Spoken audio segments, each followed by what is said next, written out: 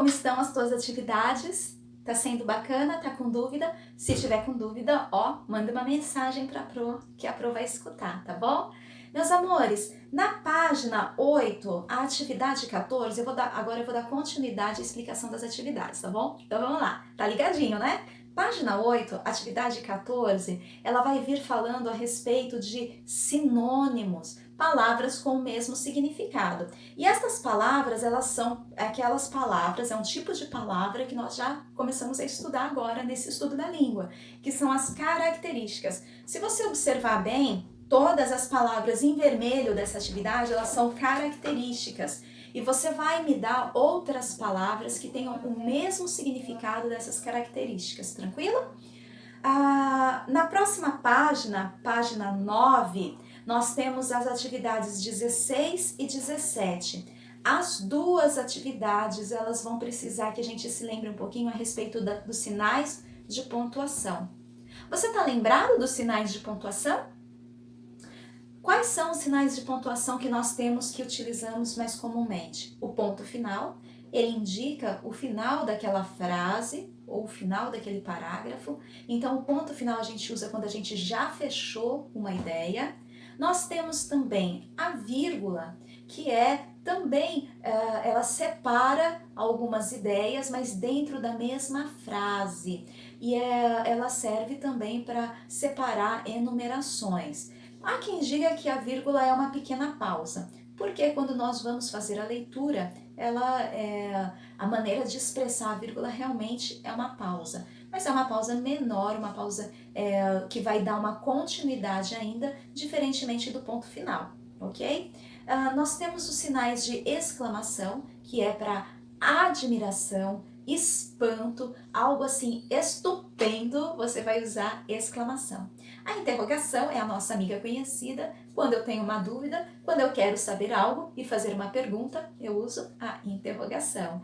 Nós temos também a reticências. A reticência são aqueles 3 pontinhos que vão indicar continuidade da ideia, vão indicar que a ideia ela não está completa, existe algo a mais. Ela pode trazer o sentido de expectativa, o sentido de que ficou faltando algo. Então esse é o uso da reticências. E tem também o travessão. O travessão ele é usado no início para indicar falas. Quando nós estamos fazendo o registro de um diálogo, nas falas nós usamos o travessão. Então, na página 9, atividade 16 e 17, a gente vai relembrar um pouquinho a respeito dos sinais de pontuação para poder resolver essas atividades. Vamos lá. A letra C, eu quero a sua atenção, porque a letra C é a nossa interatividade. Na letra C, você vai ler a mesma frase com vários sinais de pontuação. Então, a frase inicial que nós temos é a história do nome do Brasil, né? Peraí só um pouquinho, deixa eu ler aqui com você. Leia o trecho a seguir e responda. Letra A. Qual a informação encontramos após os 2 pontos? A informação que vem depois dos 2 pontos é o quê? Então, nós temos a história é assim, 2 pontos. Muito bem. Na atividade C, nós vamos reler oralmente, você não precisa registrar. Você vai reler. A história é assim. Se for você trocar os 2 pontos pela interrogação, como que fica? Como que você vai ler? A história é assim? Então a brincadeira vai ser essa, você trocar a pontuação final pelos outros sinais na leitura. Então você vai falar para a tia como ficaria com outros sinais de pontuação, tá bom? E aí você manda para mim no áudio. Então o exemplo é esse, a frase original, a história é assim. E a frase com os pontos trocados, a história é assim, exclamação. A história é assim, interrogação. A história é assim, 3 pontinhos, reticências. A história é assim, vírgula. Então, você vai fazer essa leitura para perceber essa diferença na pontuação. Chegando aí já na página 10, a gente vai continuar falando sobre sinais de pontuação.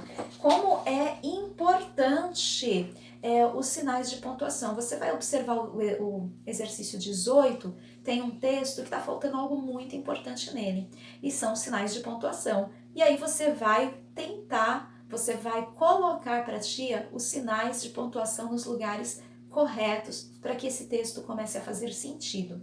A pontuação ela é muito importante para que a gente compreenda o sentido do que se deseja comunicar. Na página 10, ali no finalzinho, exercício 20, também na página 11, o 21, nós vamos falar a respeito nós vamos trabalhar com as sílabas. Então, aí nesse exercício, sílaba você já sabe o que é, não é? Cada pedacinho da palavra, isso você já sabe, eu sei que você sabe. E eu só quero reforçar para você, aí tem uma abreviação na letra B do exercício 20, que está CCV, onde C significa consoante, V vogal. Com essa informação fica tranquilo você resolver. E quero chamar sua atenção na página 11 para a nossa última atividade, que é ali o exercício 21, letra B. Então vamos lá. Quando você está escrevendo um texto e a linha acaba? A linha acaba no meio da palavra. E agora, o que fazer? Quando a linha acaba no meio da palavra, nós precisamos fazer a translineação, o que significa que eu vou separar a palavra de acordo com algumas regras relacionadas às sílabas e vou colocar o restante na linha de baixo. Então aqui na letra B, você vai registrar para mim todas as possibilidades de separação das palavras classe e cachorro, como se fosse na translineação. Translineação, meu amor, translineação, quarto ano, é quando a linha acaba, mas a minha palavra está no meio. Então, se acabar, por exemplo, ali em clá, como que eu vou separar essa sílaba? Classe só tem 2 sílabas, então a translineação dela só pode ser feita de uma maneira. Agora a palavra cachorro, a linha pode acabar depois do K, depois do xô, então aí eu vou ter 2 possibilidades de translineação. E eu quero que você registre para mim. Eu vou deixar um pequeno exemplo aqui do lado, só para você se orientar. Muito bem, estas são as atividades de língua portuguesa de hoje.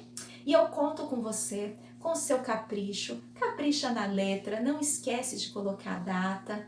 E agora você vai ficar novamente com a nossa atividade especial de capela da Semana Santa. Fica com Deus, Deus te abençoe e bom trabalho, boas atividades. Um abraço.